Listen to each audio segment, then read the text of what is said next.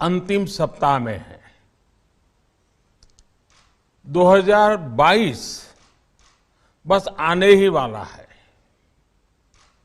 आप सभी 2022 के स्वागत की तैयारी में जुटे हैं, लेकिन उत्साह और उमंग के साथ ही ये समय सचेत रहने का भी है। आज दुनिया के कई देशों में कोरोना के नए वेरिएंट ओमिक्रॉन की वजह से संक्रमण बढ़ रहा है। भारत में भी कई लोगों के ओमिक्रॉन से संक्रमित होने का पता चला है। मैं आप सभी से आग्रह करूंगा कि पैनिक न करें। हां, सावधान रहें, सतर्क रहें, मास्क उसका भरपूर उपयोग करें और हाथों को थोड़ी थोड़ी देर पर धुलना, इन बातों को हमें भूलना नहीं है। आज जब वायरस म्यूटेट हो रहा है तो हमारी चुनौतियों का सामना करने की ताकत और आत्मविश्वास भी मल्टीप्लाई हो रहा है। हमारी इनोवेटिव स्पिरिट भी बढ़ रही है। आज देश के पास 18 लाख आइसोलेशन बेड्स हैं, 5 लाख ऑक्सीजन सपोर्टेड बेड्स हैं, 1,40,000 आईसीयू बेड्स हैं। आईसीयू और नॉन आईसीयू बेड्स को मिला दें तो 90,000 बेड्स विशेष तौर पर बच्चों के लिए भी हैं। आज देश में 3,000 से ज्यादा पीएसए ऑक्सीजन प्लांट्स काम कर रहे हैं। 4 लाख ऑक्सीजन सिलेंडर्स देश भर में दिए गए हैं। राज्यों को जरूरी दवाओं की बफर डोज तैयार करने में सहायता की जा रही है। उन्हें पर्याप्त टेस्टिंग किट्स भी मुहैया कराई जा रही है। साथियों, कोरोना वैश्विक महामारी से लड़ाई का अब तक का अनुभव यही बताता है कि व्यक्तिगत स्तर पर सभी दिशा निर्देशों का पालन कोरोना से मुकाबले का बहुत बड़ा हथियार है। और दूसरा हथियार है वैक्सीनेशन। हमारे देश ने भी इस बीमारी की गंभीरता को समझते हुए बहुत पहले वैक्सीन निर्माण पर मिशन मोड में काम करना शुरू कर दिया था।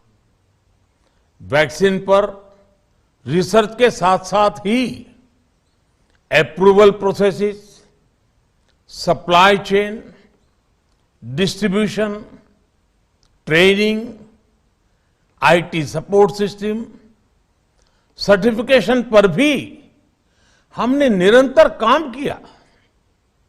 इन तैयारियों का ही नतीजा था कि भारत ने इस साल 16 जनवरी से अपने नागरिकों को वैक्सीन देना शुरू कर दिया था। ये देश के सभी नागरिकों का सामूहिक प्रयास और सामूहिक इच्छा शक्ति है कि आज भारत 141 करोड़ वैक्सीन डोज के अभूतपूर्व और बहुत मुश्किल लक्ष्य को पार कर चुका है। आज भारत की वयस्क जनसंख्या में से 61% से ज्यादा जनसंख्या को वैक्सीन की दोनों डोज लग चुकी है। इसी तरह वयस्क जनसंख्या में से लगभग 90% लोगों को वैक्सीन की एक डोज लगाई जा चुकी है। आज हर भारतवासी इस बात पर गर्व करेगा कि हमने दुनिया का सबसे बड़ा, सबसे विस्तारित और कठिन भौगोलिक स्थितियों के बीच इतना सुरक्षित वैक्सीनेशन अभियान चलाया। कई राज्य और विशेष तौर से टूरिज्म की दृष्टि से महत्वपूर्ण राज्य जैसे गोवा, उत्तराखंड, हिमाचल जैसे राज्यों ने 100% सिंगल डोज वैक्सीनेशन का लक्ष्य हासिल कर लिया है। आज देश के दूर सुदूर गांवों में जब 100% वैक्सीनेशन की खबरें आती हैं तो मन को संतोष होता है। यह प्रमाण है हमारे हेल्थ सिस्टम की मजबूती का, हमारी टीम डिलीवरी का, हमारे हेल्थ केयर वर्कर्स के डेडिकेशन और कमिटमेंट का, और देश के सामान्य मानवी के अनुशासन और विज्ञान में उनके विश्वास का। हमारे देश में जल्दी ही नेजल वैक्सीन और दुनिया की पहली डीएनए वैक्सीन भी शुरू होगी। साथियों, कोरोना के खिलाफ भारत की लड़ाई शुरू से ही वैज्ञानिक सिद्धांतों, वैज्ञानिक परामर्श और वैज्ञानिक पद्धति पर आधारित रही है। पिछले 11 महीने से देश में वैक्सीनेशन अभियान चल रहा है। देशवासी इसके लाभ भी महसूस कर रहे हैं।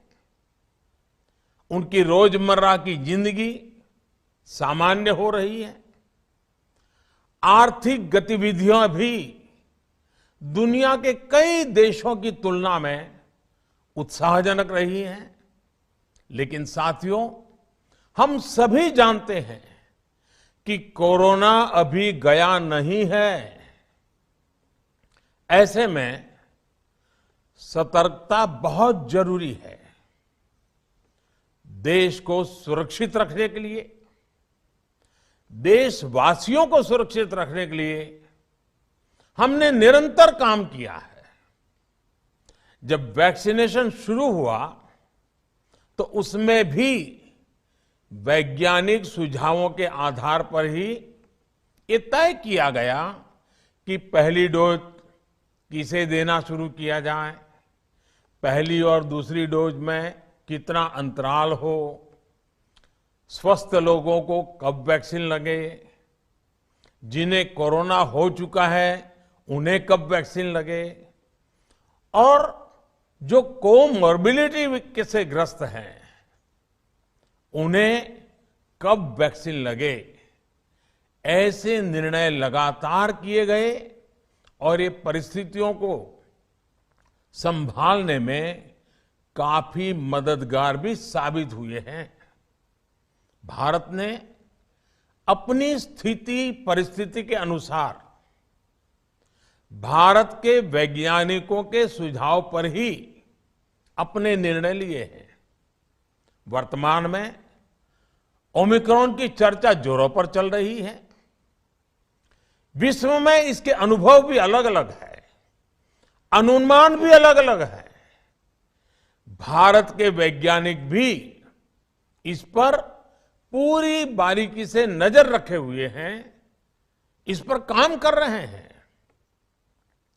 हमारे वैक्सीनेशन को आज जब 11 महीने पूरे हो चुके हैं तो सारी चीजों का वैज्ञानिकों ने जो अध्ययन किया है और विश्व भर के अनुभवों को देखते हुए आज कुछ निर्णय लिए गए हैं। आज अटल जी का जन्मदिन भी है, क्रिसमस का त्योहार भी है, तो मुझे लगा कि इस निर्णय को आप सबके साथ साझा करना चाहिए। साथियों,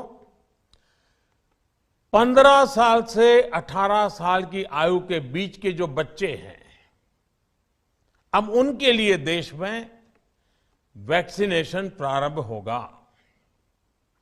2022 में 3 जनवरी को सोमवार के दिन से इसकी शुरुआत की जाएगी।